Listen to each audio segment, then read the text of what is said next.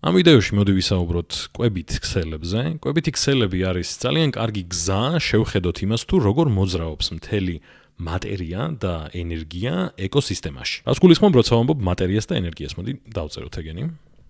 როცა ვსაუბრობ მატერიაზე, გულისხმობ ატომებს, ანუ იმას, რითაც ყველაფერი არის შედგენილი, ხო? ეს ხე, ეს ბაჭია, ჩვენ ყველანი ნებისმიერი რამ მატერიისგან შედგება. და ეს მატერია კი არ იქმნება ახლიდან, ან რაღაც ახალი მატერია კი არ წარმოიქმნება, უბრალოდ ეს მატერია არის ბრუნვაში, ციკლშია, ანუ recycling შვება. შეიძლება რაღაც აიწყოს, მერე დაიშალოს, სხვა რამე დაიწყოს და ასე შემდეგ. ასე რომ, მოდი დავარქოთ ამას გადამუშავება სიმარტივისთვის. და რაც შეეხება ენერგიას, ენერგიის შემთხვევაში ვლაპარაკობ მთლიანად იმ ენერგიაზე, რაც სისტემაში არის, რომ ცოცხალმა ორგანიზმებმა იცოცხლონ. ანუ სისტემაში არის გულისხმობ იმას, რომ ენერგია არის ბალახშიც, ენერგია არის მელიაშიც და ენერგია არის ადამიანშიც. ანუ ყველაფერს რაღაც ენერგია გააჩნია და ეს ენერგია ეკოსისტემაში ორგანიზმებს შორის მოძრაობს. ახლა საიდან მოდის ეს ენერგია? ეს ენერგია მოდის მზიდან.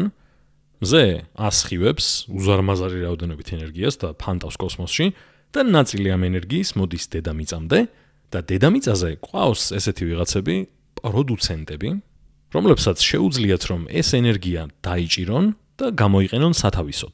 ვიცით რომ გარემოში გაბნეული არის სხვადასხვა ტიპის მატერია, მაგალითად ჰაერში არის ნახშირორჟანგი, მიწაში არის წყალი და პროდუცენტები ამ ენერგიის წყალობით, ამ ენერგიის გამოყენებით, ამ ნახშირორჟანგს, ამ წყალს და სხვა მინერალებს და კიდევ სხვა ქიმიურ ნაერთებს იყენებენ იმაში, რომ ააგონ საკუთარი თავი.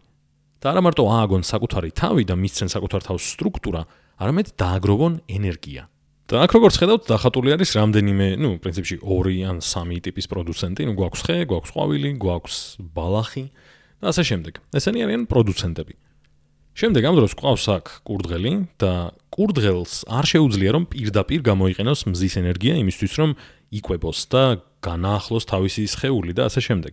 ამიტომ კურდღელს უწევს რომ ჭამოს რომელიმე პროდუცენტი, სავარაუდოდ ბალახი. ეს კურდღელს აქცევს კონსუმენტად.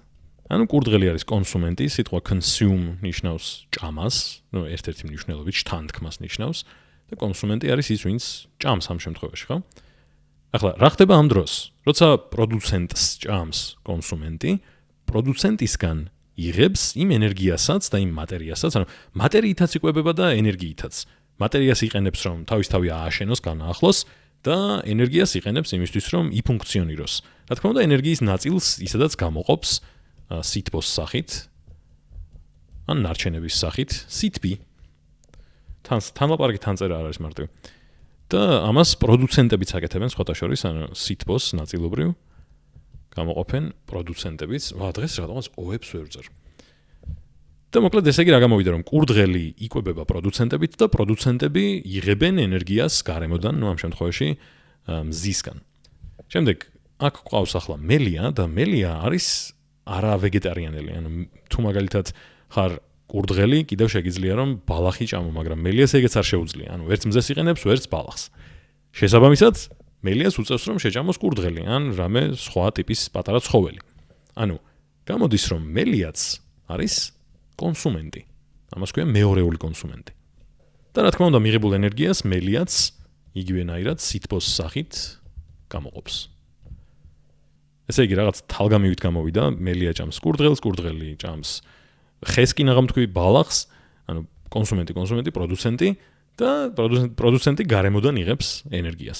მაგრამ თუ დაუკვირდებით, რაღაც ისრები არის და ქვემოთ არის მიმართული ეგ ისრები და ეს ყველაფერი ნიშნავს იმას, რომ აქ ყავს რედუცენტები. რედუცენტები, მოდი მივაწეროთ.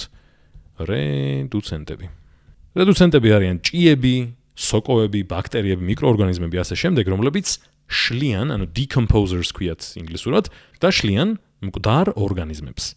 და ასე ძალიან კარგად იკვრება მთლიანი ციკლი, იმიტომ რომ როცა რამე ორგანიზმს დაშლის რედუცენტი, ეს ნაწილები უკვე მზად არის რომ პროდუცენტმა გამოიყენოს ისევ.